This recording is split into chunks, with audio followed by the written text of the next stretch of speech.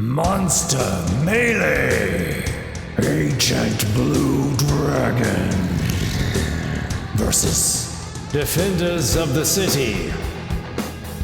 When an ancient blue dragon attacks a major city, will its defenders be able to repel or even slay the dragon?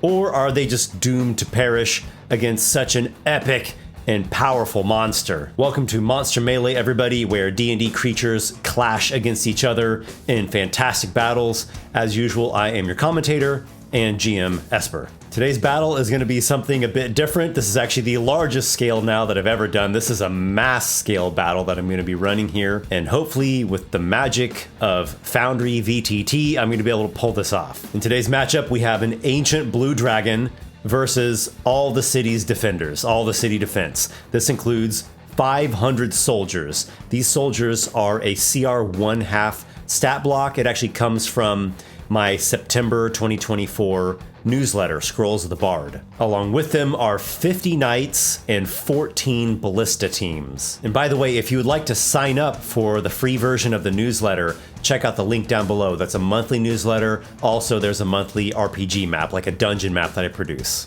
So since we're at a mass scale, things are a little bit abstract, a little bit representative in this battle. So each of these knight tokens is actually representing 5 knights, and each of these soldier tokens is actually representing 50 soldiers, and then each of the ballista tokens is representing 2 ballista teams. Another thing that's unique is that the battle map, the arena, we might say, that I'm using this time around is actually not a map of mine.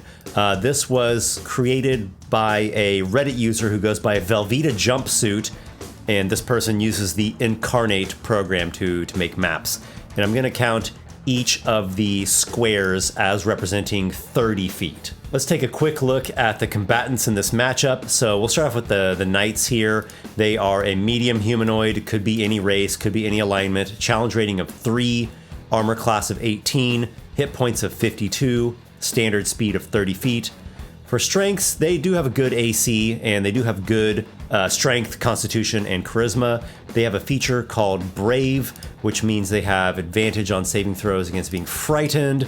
They also have a feature called Leadership. It's a once per short rest. The knight also has that parry reaction in melee. I don't know if that's going to come into play here. I don't see the dragon landing in melee very much in this battle. Weaknesses: the knight has a mediocre dexterity, intelligence, and wisdom, and subpar ranged attacks. They basically are going to be shooting just one shot from a heavy crossbow, and they have to get a natural 20 in order to hit the dragon's AC. And then these soldiers, or castle guards as the stat block refers to them, also are medium humanoids. You could use them for any race or any alignment. Challenge rating 1/2, as I mentioned. Their armor class is 15, 26 hit points, speed of 30 feet. For strengths, they have a pretty good strength and constitution score, and they have an ability called Jarring Strike. That's also just in melee. It's actually when they hit with their halberd attack. So I don't really know if this is going to go down to a melee fight. This might all be ranged and the breath weapon.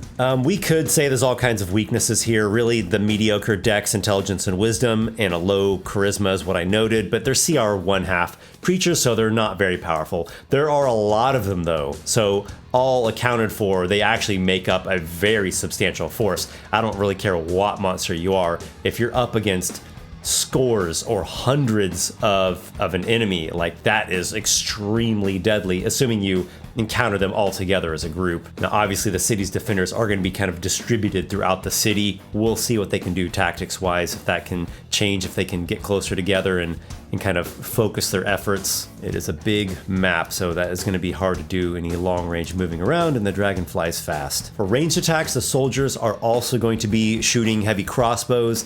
They need to get a natural 19 or 20 in order to hit the dragon's AC. And then the ballista teams, there's not as many of those. It's basically like a team of, let's say, like 3 or 4 guys operating this large size siege weapon. So counting it again as a medium humanoid, it could be any race or alignment. I'm counting it as challenge rating of 2. Has an armor class of 15, hit points of 50, speed is just 10 feet. It's kind of slow going to wheel the ballistas around. Strengths wise, it is high damage, and it is a very long range attack. But yeah, for weaknesses, it's very slow and quite under par in melee. If the team has to like engage someone in melee, they're not so good of melee fighters. The ballista shot can hit the dragon with a natural 16 through 20, so it has a better chance of hitting and will do more damage. And now let's take a look at the ancient blue dragon, a gargantuan-sized dragon, lawful evil alignment, challenge rating of 23, armor class of 22, hit points of 481, has a walking speed of 40 feet, a burrow speed of 40 feet, and a flying speed of 80 feet. So it has all kinds of strength. It's highly mobile. It has an epically high strength and constitution score, has a high intelligence, wisdom, and charisma. It's immune to lightning, has blind sight of 60 feet, 3 legendary resistances per day, a powerful multi-attack plus frightful presence, has some innate spells like chain lightning and teleport. It has an epic lightning breath. It's a 120-foot line that's 10 feet wide and deals 16 d10s of lightning damage. It's pretty much just going to decimate and kill anything that it hits with that lightning breath. Also has 3 legendary actions, which include like a tail swipe, a perception check, or a wing attack where it flies up to half its speed and can potentially buff it and deal some bludgeoning damage. Due to the abstracted nature of this battle that's at a mass scale, what I'm doing with the breath weapon is I'm going to randomly determine how many targets, how many soldiers the dragon catches in the breath weapon. So whenever it uses the breath weapon, assuming it's close enough in to get that big line into the soldier tokens, I'm going to say it affects 4d6 soldiers and 1d2 knights in any of the ballista teams that it's on. Here's a rough layout I did a mock-up of. This just gives me a very general idea of how I came up to this figure.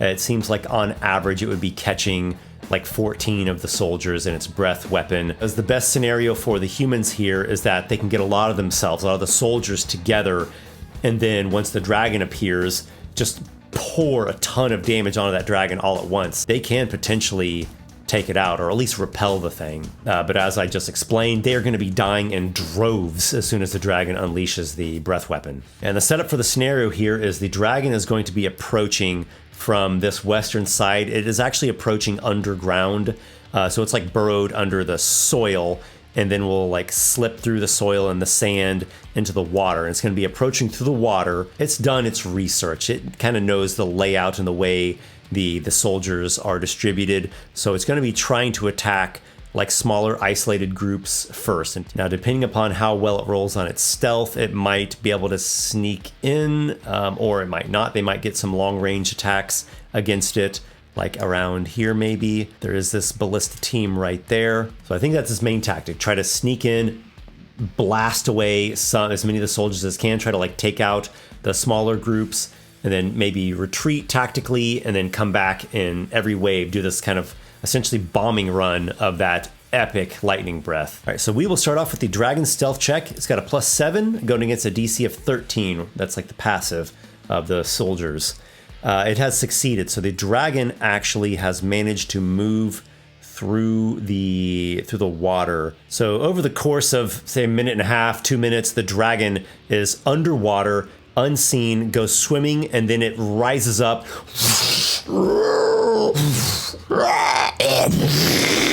and is just blasting stormy death upon these teams of knights and soldiers here. So unless it rolls terribly low, it will be just wiping out tons of them. Okay, 87 lightning damage. The breath weapon's DC is 23, so there's no way that the city defenders can even hit that. They are going to fail no matter what. So again, abstracting things, the dragon manages to catch 16 soldiers in its breath attack there, and 1 knight. So the knight goes down to 4 knights there, and the soldiers lose 16 of the men. They go down. This token here loses 16, goes down to 34 soldiers. Now the dragon still can move. I'm going to say, like it flew up from this river channel to get into range to make its breath attack, and then maybe it's going to fly back down. Yeah, there's this ballista team over here, so I'm thinking the dragon's going to fly back down over this way. It doesn't have a lot of movement left, though. So we'll just say it's flying like that, trying to get back down to the other side of this bridge. I'm going to do things knights, soldiers, ballista in that order. 4 knights shoot their heavy crossbows. Again, they're going to have to get nat 20s. None of them do. 34 soldiers shoot their heavy crossbows. And looks like we got 4 hits out of that. It's going to be 4d10 plus 4 is the combined damage there. There's 27 piercing damage total to the dragon. And then the ballista team should be able to take a shot at long range. It's got a 200/800 range. Yep, okay, so this is going to be at disadvantage. Again, this is 2 ballista teams here. So here's the first one and the second one. And we're looking at a wide miss and a narrow miss. So since the dragon did have the element of surprise, I would say that the other units distributed throughout the city are not going to get to move on this first round. It's going to have like that delayed round before they're mustering and knowing what's going on. But the alarm is raising now, and the bells are being rung and the horns are being blown, and we are under attack by a massive, massive dragon. All right, we go to the dragon, check the recharge roll for the breath weapon, does not get it. Let's say the dragon used its legendary action to do the wing attack. It has to spend 2 legendary actions to do that, so it can only do 1 of those per round. Then on its actual turn, I think it's going to dash. It will fly through the channel a bit and then go into the water. So there's a dash on its turn. That's going to get it full cover from the ballistas. And let's say that gives it half cover from the soldiers. So everyone needs a nat 20 now, not just the knights in order to hit it. So they'll be moving these units like that, and they'll be taking shots with their heavy crossbows. 4 knights shoot. We've got 1 critical in there. Just a straight 2d10. There's actually no dexterity bonus. Rolled nicely, and there's 18 damage as crossbow quarrel lands. And then soldiers, 34 of them. Only criticals are going to matter. And 1 critical hit, and that is going to end up doing 10 damage to the dragon. It still has 426 hit points. Again, ballistas are not going to be able to take shots because the dragon's down there in that channel. Let's do a dash for these units here. Dash there. Dash there. These 2 are dashing across that bridge. These are dashing here. Do I have another one somewhere else at this gate? Oh yeah, all the gates they're all guarded gates. I went a little too far on those guys. Summon your bravery, men. We got a dragon to fight. So it's slow going, getting across this map, getting across the city because it's at such a massive scale. But they're all trying to muster. That's really their hope, is to just pour as much unified damage together onto this dragon. Dragon's turn, checks the recharge, fails. I think we can say the ballista team, by the way, readied an attack. So the dragon's turn really is going to consist of just still waiting under the water. It's really waiting for that recharge on the breath weapon. Knights and soldiers kind of moving through this district here. The knights are going to make their attacks. Here's 4 of them, hoping for a critical. No criticals there. And the 34 soldiers as well, hoping for a critical. Looks like they just pulled off 1. 2d10 piercing, plus the 1 dexterity there is 15 damage to the dragon. Still has 411 hit points. Just kind of roars a bit, bubbles under the water. Just a slight agitation from those crossbow quarrels. And all the soldiers are mustering, continuing to try to converge with their allies. Okay, so those have moved like that. And back to the dragon. Check on the recharge of the breath weapon. Just needs a 5 or 6. Still doesn't get it. Does a dash over to there. It's down there. I see it. Loose. 4 knights shoot. No crits there. And 34 soldiers. A rain of crossbow bolts pelting that water. 2 critical hits result from that. 4d10 plus 2 damage. Dragon notices that one a bit more. 23. And knocks him down to 388. And for the movement of all the other units, there are the moves. This group actually only took a single move because they are in long range now of the dragon. So they see the shape, swimming along under the water. 5 knights take shots, and we've got 1 critical in there. 2d10 damage comes 13, and then we've got 50 soldiers. There is a tremendous barrage.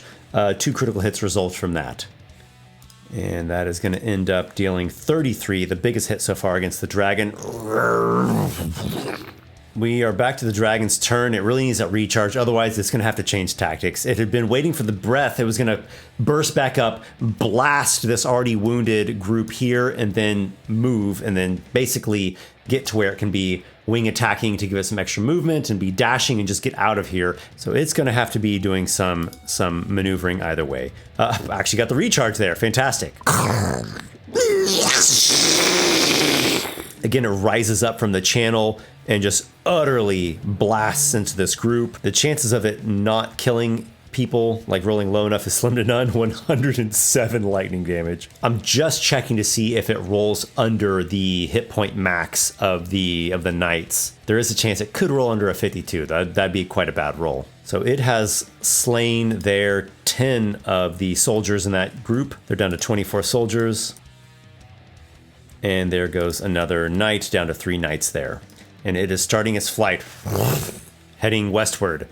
We have ballista teams with readied attacks. That is long range. That is long range. This one up here is out of range. This one here is out of range. This one here is long range. Got a total of 6 ballista teams shooting at disadvantage. I'm going to run this a little bit differently. This is kind of like a pre-hit check. So there's one that has rolled high enough to hit, but it's going to have to hit one more time to confirm it. That's just the most efficient way to run disadvantage on a big group. Here we go. This needs to be a 16 or higher. Doesn't get it. Okay. So all of the ballista bolts miss. They soar past, or maybe not so close. Those are readied actions. We go to the soldiers now. First, the ones who are not at disadvantage. So these 3 knights here take their shots. Nope. Then 24 soldiers. They need 19s or 20s to hit. We've got 2 hits, and looks like one's a critical and one is not. 3d10 plus 2 damage. That is coming to a total of just 10 damage. That was a bad roll. I also just went back in the chat log and realized that that very first volley from the soldiers, actually one of them was a critical hit. So here's another d10. That damage would have been in there as well. So there's 9. Sorry about that. All right, let's do movement here. All right, there's a movement. These defenders here and these will be able to take shots at the dragon at long range. First, the knights is going to be very difficult. Here's 25 knights shots. 2 of them managed to do critical hits, but again, this is disadvantage. So that's just kind of like the pre-hit check. They have to confirm that and hit one more time due to the disadvantage. And nope, none of those are hits. The disadvantage is just so hard against this really high AC. Here comes 250 heavy crossbow shots from the soldiers at the ancient blue dragon. It's disadvantage. So first roll is like I said, the pre-hit roll. So these are potential hits.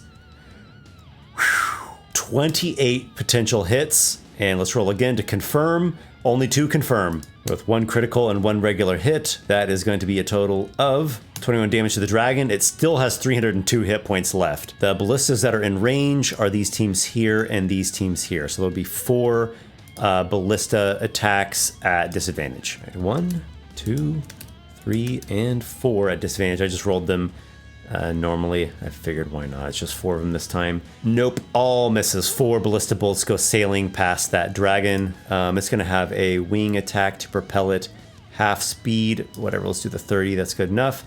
Then on the dragon's actual turn, it's going to do a dash, which will get it. I think that's fine because it had 10 left over from that wing attack. It'll get to there with a dash. And let's not forget the breath weapon recharge roll. That could be important. All right, nat 1. Okay, 3 knights. See if anyone can get a nat 20 here. Nope. And 24 soldiers, nat 19 or nat 20. 4 of them. That's 3 regular hits and 1 critical. Not bad. 5d10 plus 4 damage. 35. I think that's the biggest hit yet on the dragon. It's down into the yellow. Well into the yellow. It's almost bloodied. And we'll give them their movement there. I'm going to go ahead and have the dragon do the wing attack to nudge itself already there, and I'll do the positioning of the soldiers. Right, there is the positioning. This group will be able to make long-range crossbow attacks as well as this group. 20 knights, pre-hit roll here.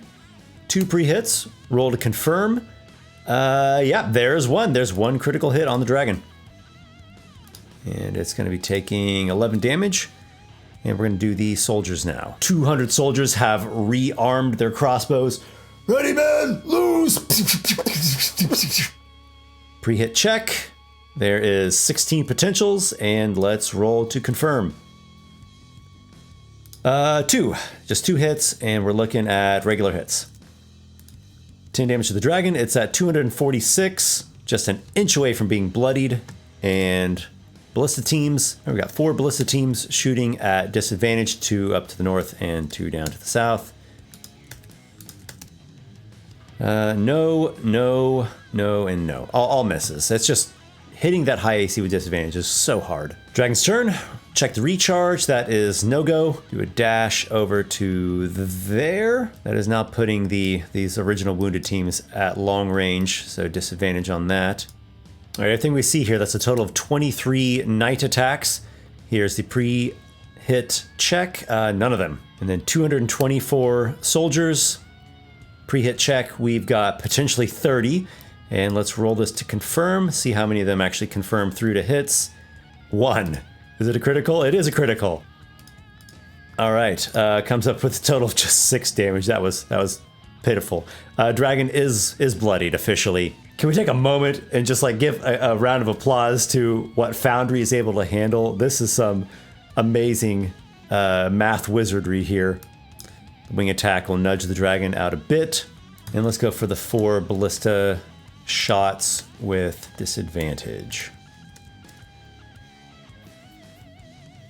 Again, all misses. The ballistas actually have the best chance of hitting. They've got +6, but there's only, like 4 of them shooting, so the chances of them hitting with disadvantage is not great. Basically, each ballista team has to roll 16 or higher on 2d20s to score a hit. Dragon's turn, gonna roll a recharge. Though it's gonna keep with the dashing. It's not gonna swoop back, because it would have to come back to like there, or maybe there. It'd probably do a whole dash on this turn just to get within range. It's just, at this massive scale, you really see that 120 feet is really not very far at all. Like there, that's flying 160 feet is that. So it's actually only this original group that is now within range to hit. I mean, within long range. Right, there is 3 knights, no hits coming out of that. Not even any potential chances for hits. And 24 soldiers, 2 potential hits. And we've got 2 critical hits to confirm. That's awesome. Damage roll. Dragon is looking at 27 piercing. Let's keep with the wing attack going here. I don't think there's much a point in moving those other units now. There's just no way they're going to be able to get to this thing and shoot it. It's going to be gone. It's going to burrow. It's going to go away and short rest or maybe rethink a tactic. 4 ballista teams shooting at disadvantage.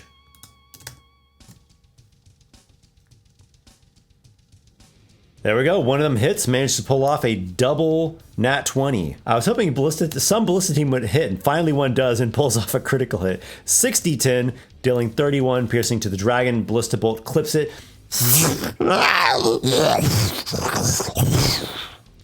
Dragon's getting to there.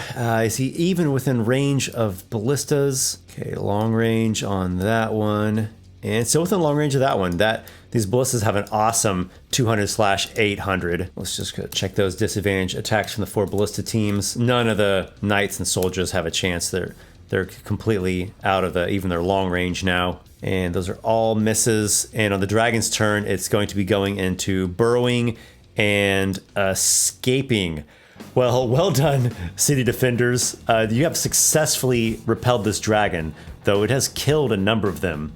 And I'm really wondering, what would be the long game now? It's like they would have to reorganize a new strategy for if this dragon came back, because if enough of them can be together and rain like just an obscene amount of range attacks on the dragon, they would, I think, have a chance of taking it out. So, dragon, you will not be taking the city today. You will not be getting your claws on the treasure vault at the castle. All those beautiful gems, all those sapphires. Yeah, just imagine that. All those diamonds, those glistening things. They are not yours for the taking this day. The dragon might come up with some other different tactic as well. It does have some spells. But yeah, this just goes to show fighting against what really is a pretty typical fighting force for like a medieval city, like an important medieval city, is gonna be very hard, even for a dragon of epic power. I've played Dungeons and Dragons and role-playing games for many years, pretty much most of my life. I've never seen that before. What just happened there? That is the first time I've ever seen something like that played out. What did you guys think about that mass scale D&D combat? It's a little tedious, a little clunky, but it was really not bad actually. It had a pretty decent flow to it. And let's raise a toast to the brave knights and soldiers who defended the city here. Huzzah and cheers to you all. Hup hup hooray. 3 cheers, I must say. And thank you guys for watching and being along on these crazy Monster Melee endeavors. If you are interested in showing some more support to the channel, check out my Patreon page. The link is down below. You get access to all kinds of really cool exclusive content, including the much expanded version, the full version of the newsletter and RPG maps that I mentioned. I do drawings as well every month to give out rewards that the selected patrons get to choose. And best of all, you put fuel into the fire of these crazy projects of mine and put wind into the sails of this bardic ship as it goes on its odyssey. I want to give an extra special bardic bow of gratitude to the following patrons: Lucas Mesmo, Adam Wood, Nick Thy Pirate King, Jared Primont, Locke, Nicholas A., Technicolor Shale, Robert Brashini, Ben R., Tilwrench, and Tornado. Thank you guys. You are the MVPs amongst the Council of High Patrons. Until we meet again, my brave companions, may your adventures be many.